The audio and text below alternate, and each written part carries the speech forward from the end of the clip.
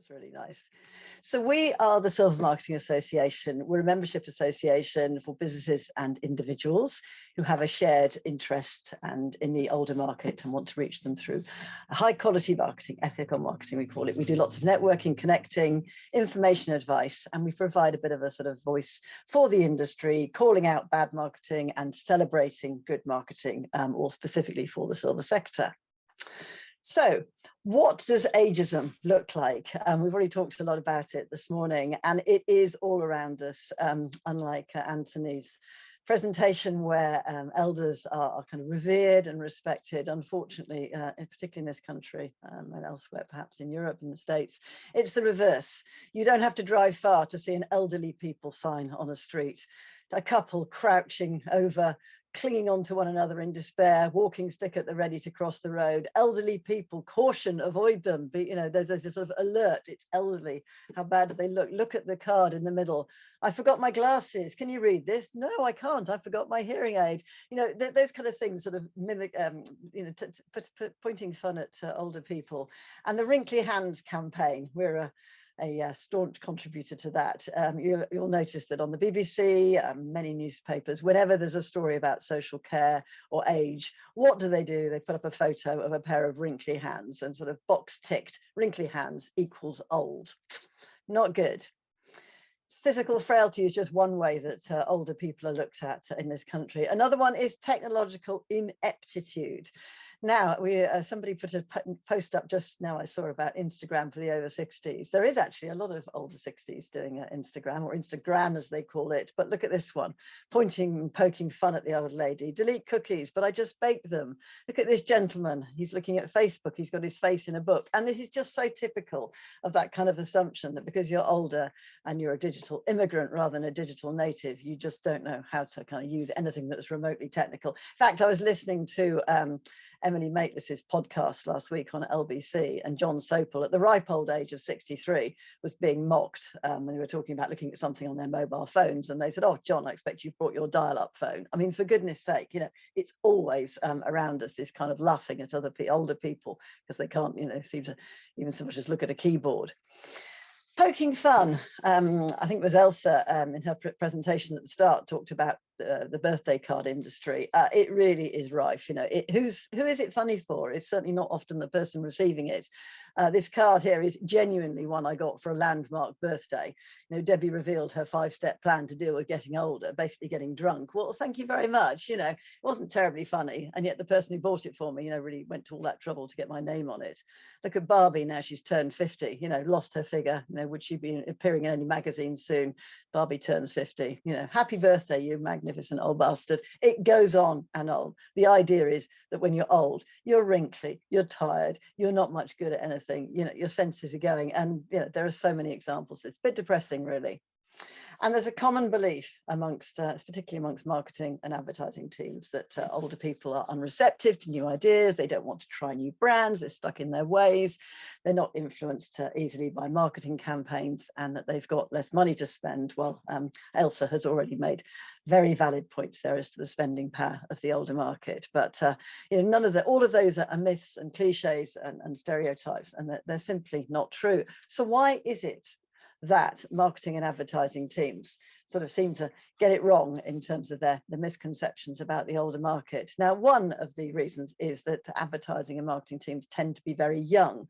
The average age, if you work in marketing, is around sort of 25 to 35, and even younger in advertising. So look at these bright young folk, defiant, arms folded, ready to take on the world. But really, when they're given a campaign that's for the over 50s or even the over 45s, they don't have any point of reference. They might have a grandparent or something like that, but really they just don't know or understand the market at all. And if you're over 35, or God forbid over 40, working in advertising, you really are considered over the hill. So you really don't find many young people working in marketing and advertising. And actually, when you look at the age divisions in campaigns, it tends to be sort of 16 to 25, 25 to 35, and then you've got this kind of 35 to 45, and then 45 plus. Like, everybody's the same. As soon as you hit 45, you're just one big cohort acting and behaving in the same way, which is simply not true. What does that mean? It means that sometimes, marketing and advertising misses the mark. I've just got a few examples here. There's a McDonald's campaign, believe it or not, to recruit older workers to work at McDonald's. So starting from a very good point, which is we want older workers, good. But here's our ad campaign. Let's put 2 old people. Yes, it's that couple from the roadside ad, clutching upon one another with their stick. For a start, completely the wrong age category to really work at McDonald's. But, what kind of message does that send? Another thing that the marketing and advertising industry do a lot is these kind of golden couples, the couple bottom left there, skipping through the sand. There's always water involved. They're always dressed in white. The guy is like George Clooney, they're just kind of silver and they're just gorgeous. And, it's just this kind of glossy look of being older. It just is really anathema to most older people. They don't recognize themselves and they think it's very fake. Silver Mists, exclusive residential gated bungalow developments, ... for the over 45s. Now, there aren't many over 45s who aspire to live in a residential gated bungalow development and are going to be calling that marketing suite. It is so wrong. And the one on the right as well. I mean, I really don't know where this ad is going. It's actually for incontinence pants. And it looks like, some younger model's legs have been stuck on where the paper has been ripped in the middle. It's all very odd and it just doesn't work at all. And believe it or not, that ad was in Saga magazine. So what we do at the Silver Marketing Association is take a really good hard look at how to segment the older market. We've produced a piece of research which I'd be very happy to share, which is called 50 Shades of Silver. And we know that there are so many different aspects to growing older. There's health, which Elsa has touched on a few times in terms of being really the most important in terms of aging. Without health, you have nothing. There is wealth, there is family, there is your kind of whole life stage, whether you're a kind of sandwich generation like myself with aging parents and children, and you feel like that kind of little piece of processed cheese in the middle of 2 very large pieces of bread squishing you in. There is whether your kids are boomerang kids and they come back and live with you before they fly the nest. You might be becoming a grandparent. There are the silver splitters who get divorced or find themselves single at a certain stage in life. There is moving house. There is your work situation. Are we really all going to be working till we're 70 and enjoying it? Are we downsizing? There are many, many, many shades of silver, and understanding that both age and life stage are so important before you can even begin to start marketing to the older audience. It is really, really, really important. So I could talk about that all day, but I won't. I know we've not got much time. Just a few characteristics, which I think are kind of generic to all kind of older people, is that they don't want to be made to feel old. They're not pretending they're young anymore, but for goodness sake, stop telling me I'm old. Stop telling me that I can't cross a road without clinging on to somebody with a walking stick. They're not so conscious about status or social position. Largely they've had their career, they've had their family, they've done the kind of, must have a bigger car, must have a bigger house. They're actually okay and kind of quite comfortable where they've reached at a certain point of life, or at least very accepting of it. And they've got a good sense of self to build their identity around what they do and not what they buy. And they certainly don't want to be told what they need or who they need to be. And it's very, very patronizing. A lot of advertising, you're over 45 and you want to live in a bungalow in a residential development. Do not tell me what to do. Make suggestions, but don't tell me. So what do they want? And I thought Susan's presentation was fantastic and just so it ticks so many boxes in terms of the marketing and really understanding how to market product to an older audience. Functionality, rationality, easy, straightforward, the easy to grip and all of that. That really, really makes sense.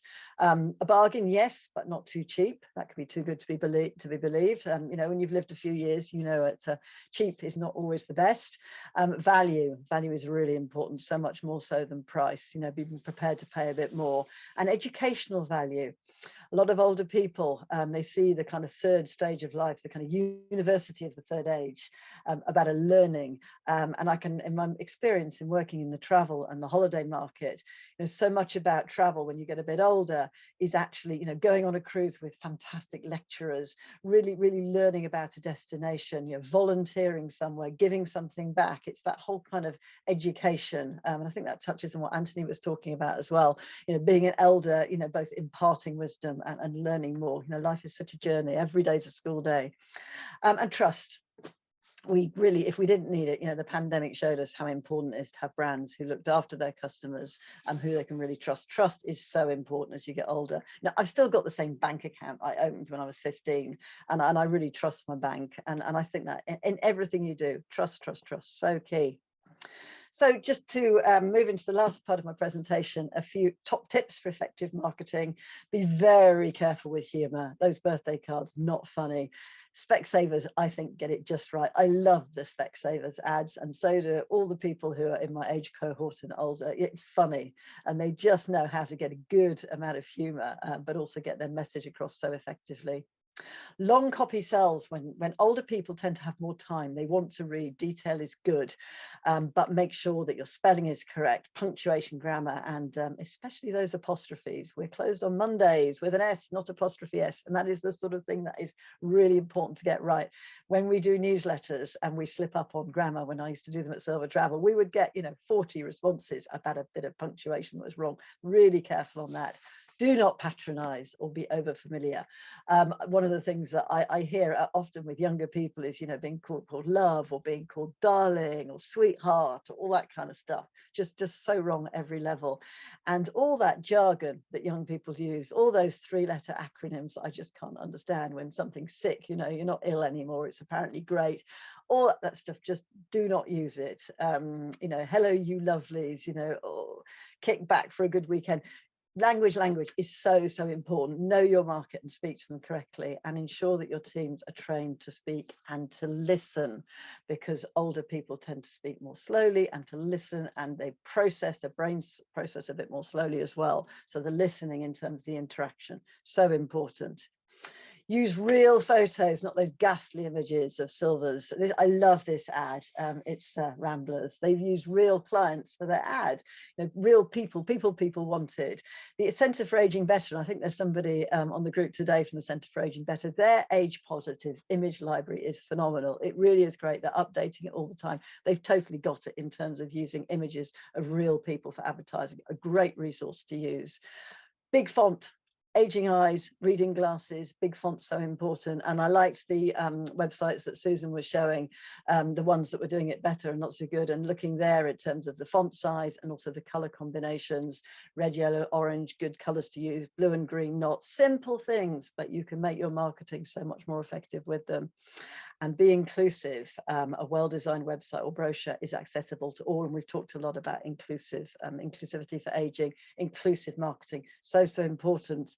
So it's not easy marketing and advertising to older people, but if you get it right, your clients will be loyal. They'll be yours forever. Loyalty and trust is key. You get it wrong, they really won't forget. Memory is like an elephant, and they'll tell everybody, they'll tell all their friends. So don't take shortcuts. So finishing now on what I consider to be inclusive and truly ethical marketing at its best at any age. Was this not the greatest campaign ever, with our 97-year-old Queen and Paddington Bear? It appealed to young kids who love Paddington, their parents, their grandparents, their great-grandparents. It was funny, it was subtle, it had a good story, lovely humor. It showed an older person, younger person interacting. For me, it ticks every box, perfection. And on that note, I will end. Thank you.